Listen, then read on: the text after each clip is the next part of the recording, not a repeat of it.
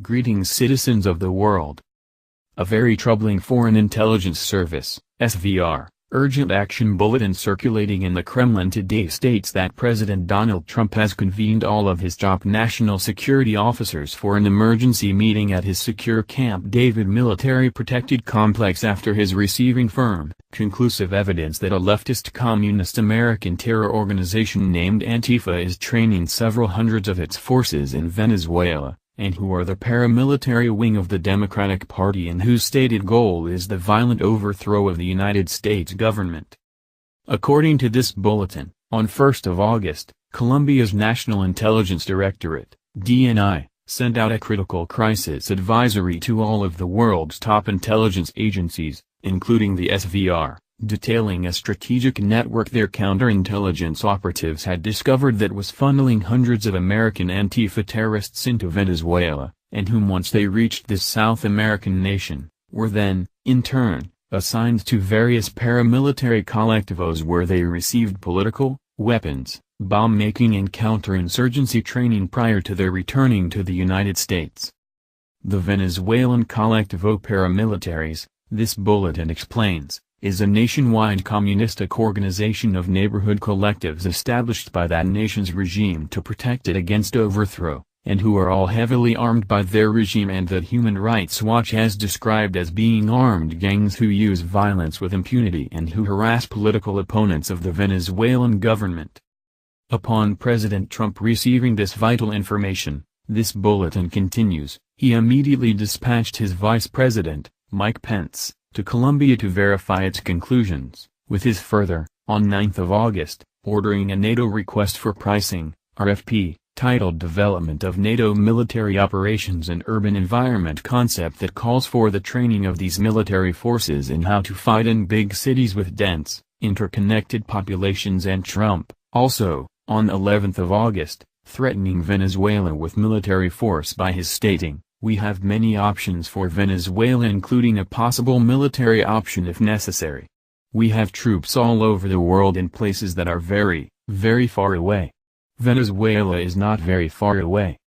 As to why President Trump threatened to use military force against Venezuela on 11th of August, this bulletin explains, was due to Colombia's DNI noting in their critical crisis advisory that Antifa terrorist captains returning to the United States were covertly designating themselves to their other terror forces in their planned mob actions by their wearing of t-shirts with emblazoned with the words militias antifascistas and that Trump's Federal Bureau of Investigation, FBI, also on 11th of August, had just notified him were gathering in mass in Charlottesville, Virginia.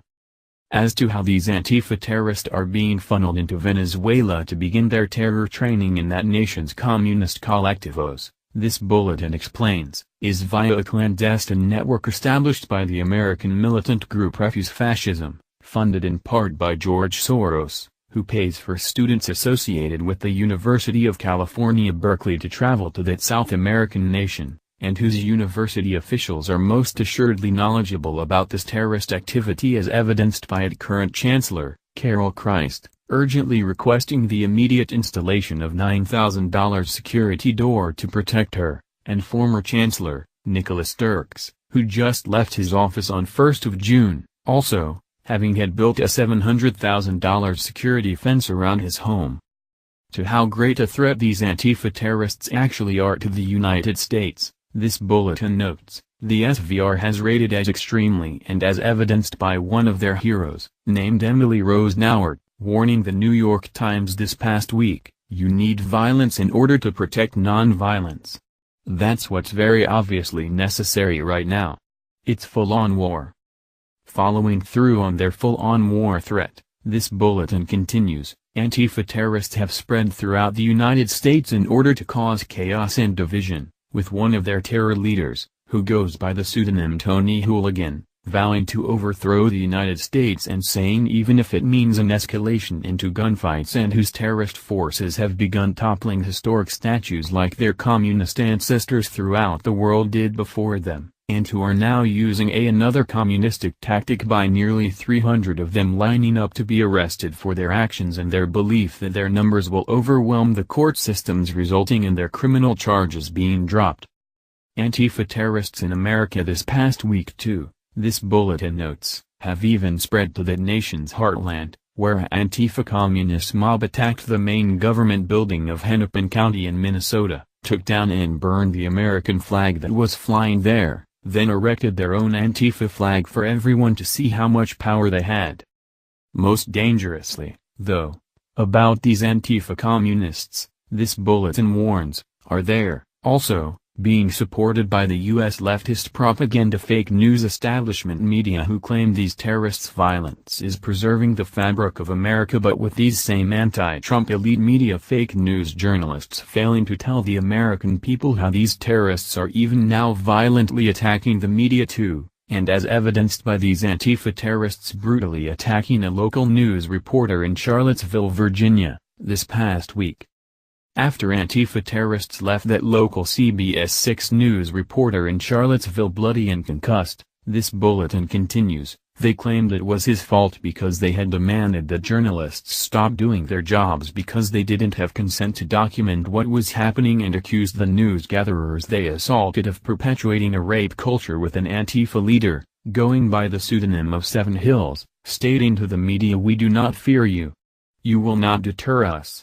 WHO protects US. We protect US." And who, when requested to state their issues to the public, viciously replied, "CBS 6 has tried to contact us for an interview."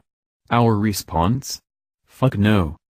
Not just the US fake news leftist media are protecting these Antifa communist terrorists either, this bulletin explains, but so too are many of America's most elite university professors, such as George Sikari Ilomar, a professor at Drexel University in Philadelphia, who says he supports Antifa for their direct actions of violence made outside of any government structure.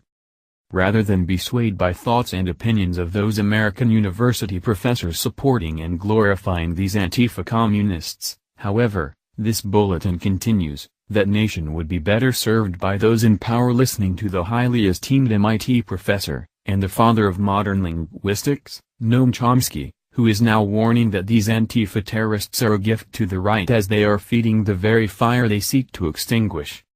With the rightist forces in America being led by President Trump, this bulletin further notes, Noam Chomsky's words of warning have been proved true, as 68% of Trump's Republican Party voters said in a new CBS News poll that they supported their president's blaming Antifa communists for being half of the deadly violence occurring in Charlottesville last week, but that the other peoples in America aren't allowed to know about. As the leftist forces in America continue to cheer to apparent successes of these Antifa communists against President Trump, though, this bulletin says, emboldened Democratic Party leaders have escalated their battles too, and as exampled by Democratic Party Missouri Senator Maria Chappelle proclaiming to her leftist supporters yesterday, "I hope Trump is assassinated." And Democratic Party U.S. Congressman Steve Cohen, also yesterday, saying that he will introduce articles of impeachment against Trump based on this president's defense of white supremacists. This bulletin further notes that even from the globalist wing of his own Republican Party is President Trump taking fire too, and as exampled by Republican Party U.S. Senator Bob Corker saying yesterday about Trump, "I do think that there do need to be radical changes. He has not demonstrated that he understands the character of this nation. Our nation is going to go through great peril." FVR intelligence analysts writing in this report, however, dismiss most of Senator Corker's words because, they state, if there is anyone who understands the character of America more than anyone else, it's President Trump, and who, in his ascent to the U.S. presidency, accomplished a feat no one else dared think could be done by his defeating of not only his Republican Party opponents, but the entire Bush family regime, the even more powerful Clinton family regime, and Obama's Democratic Party too. Agreeing, however, with Senator Corker, this bulletin continues, these same SVR intelligence analysts warn that his saying that our nation is going to go through great peril will soon prove all too true, and that any historian can attest to as the last time the Democratic Party faced the Republican Party president that threatened to destroy their elite and privileged way of life. The then pro-slavery Democratic Party took all of the states they controlled, seceded from the United States, created an 1861 paramilitary version of Antifa they called the Confederate Army, and then promptly started a civil war they eventually lost, but at the cost of up to 850,000 lives.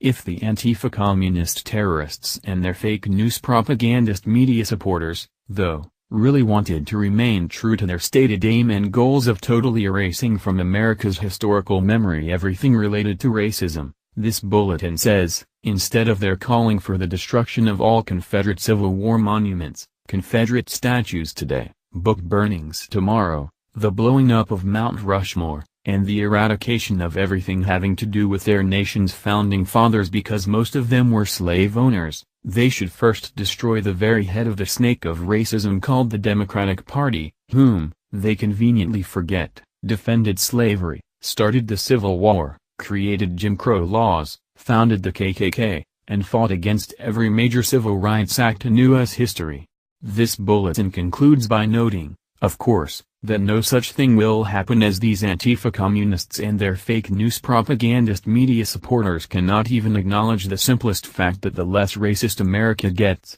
the more Republican it becomes, as most Americans, especially in the South, who know history, remember the vile racist crimes of these Democratic Party monsters, and who, also, know that their President Trump hasn't forgotten this truth either.